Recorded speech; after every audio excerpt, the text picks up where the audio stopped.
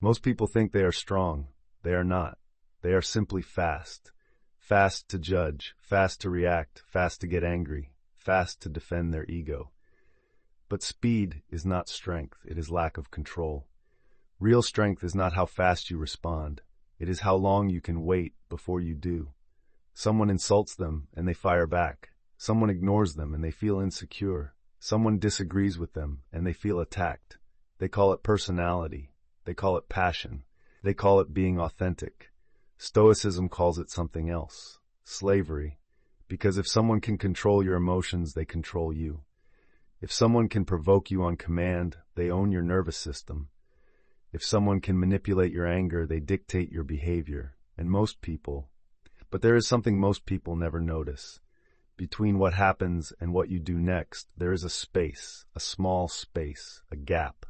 It lasts maybe 1 second, sometimes less.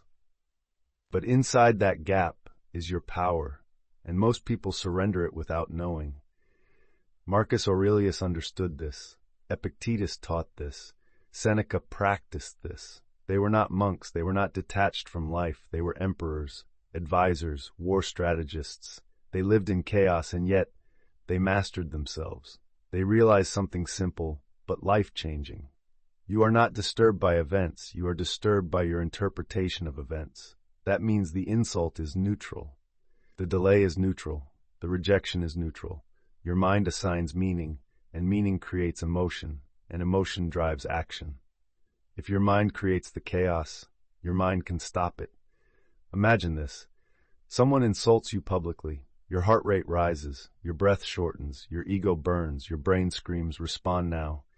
Defend yourself, prove them wrong, show dominance. Most people obey that voice because it feels powerful, but it is impulse. An impulse is weakness dressed as strength. The Stoic does something different. He pauses, he watches the emotion, he feels the anger, but he does not become the anger. He observes it like a scientist observing a reaction.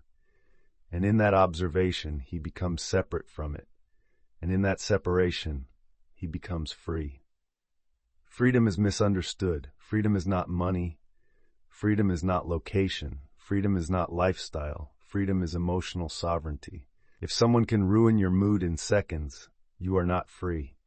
If someone can trigger your insecurity instantly, you are not sovereign. If someone can pull you into anger whenever they want, you are predictable. And predictable people are easy to control. Emotional predictability is the weakness of the modern world. We are trained to react instantly. Instant messages, instant replies, instant outrage, instant validation. But instant reaction is the enemy of wisdom. The gap is small, almost invisible.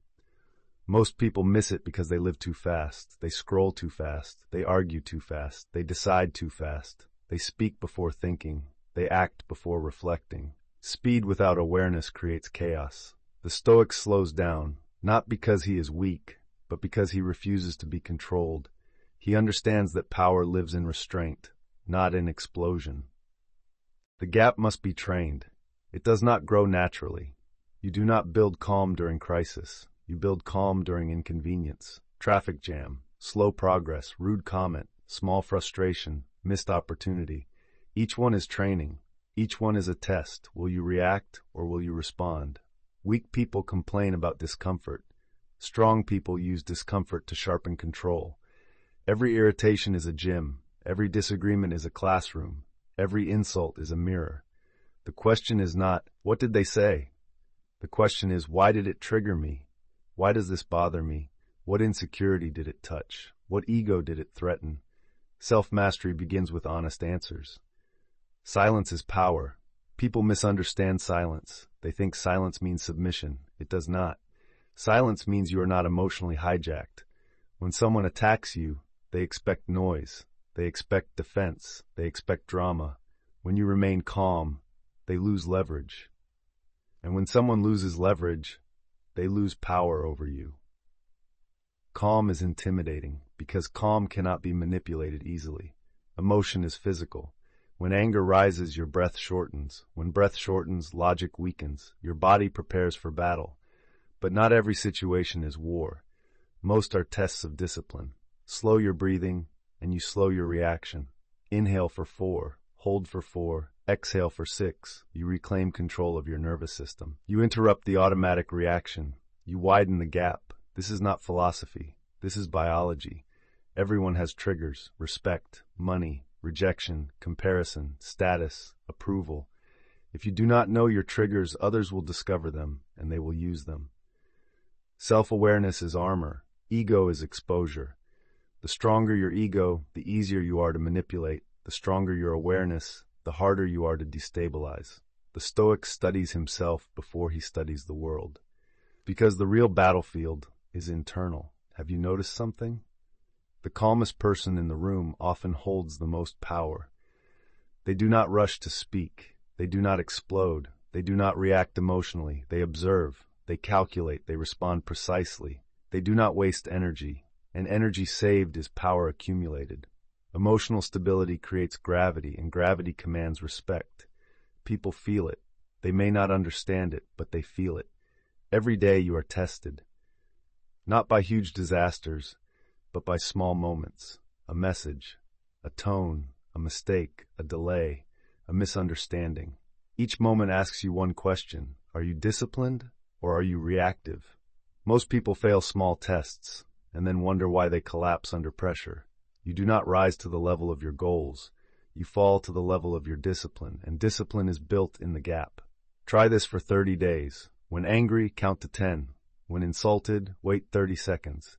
When emotional, breathe deeply 3 times. When tempted to react, ask, is this response aligned with the person I want to become? Every night ask yourself, did I react or did I respond? Did I surrender my power or did I keep it? Do this consistently and something changes. You stop being controlled. You stop being predictable. You stop being owned, and slowly you become dangerous. Not dangerous to others, dangerous to chaos, dangerous to manipulation, dangerous to emotional instability. The gap between stimulus and response is your final kingdom. No one can enter it unless you surrender it. The weak react, the disciplined respond. The impulsive are loud, the controlled are powerful. Master the gap, and no one will ever control your emotional state again. Master yourself, and the world loses its grip on you. Soft final line. The strongest person in the room is not the loudest, it is the calmest.